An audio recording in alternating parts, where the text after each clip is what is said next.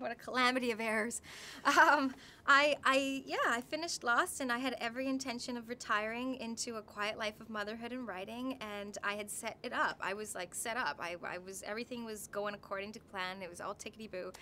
And then I was laid up in bed after my labor, and I got a call from Peter Jackson's team saying, we've been trying to get a hold of you for weeks through my agent, and I wasn't taking any calls, so they couldn't get a hold of me. They got a hold of me through my partner, who happened to be friends with a guy who worked on the movie, and they finally got through to me and said, we want you to play this role. And The Hobbit was my favorite book as a kid, and the Sylvan Elves were my favorite characters in the book, and I used to fantasize about being a Sylvan Elf, and they said, we want you to play a Sylvan Elf, and I turned to my partner and I was like, I can't say no. I have to do this. I have to do this. So within 3 months of having my first child, I was back at work, and that was not in the plan.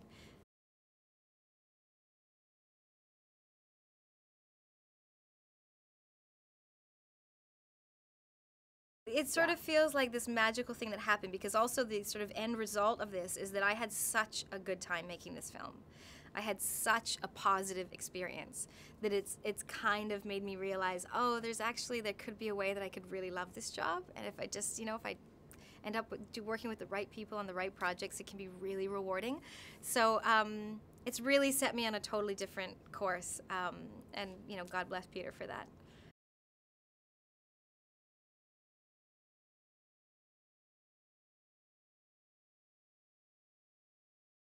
Yeah, and I've also, one of the great things that came out of going to New Zealand and working with Peter was I met this incredible illustrator who has illustrated my first children's storybook.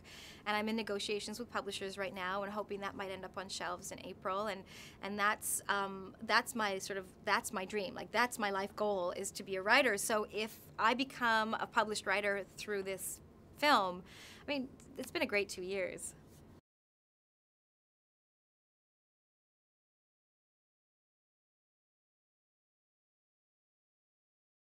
Yeah, aTauriel's costume was one of the things we knew we had to accomplish. Was, of course, she had to be feminine, and she had to be elven, but she was she is the head of the Elven Guard. She's the head of the Sylvan Guard, and as a result, she also has to be prepared for battle at any moment. So we were bringing in elements of sort of military almost attire, and so she wears this. I keep forgetting what it's called, what they called it. There's like a specific name for it, but it's this leather breastplate essentially, and all of aTauriel's clothing is made out of either leather or suede, so it's very durable and very strong and protective.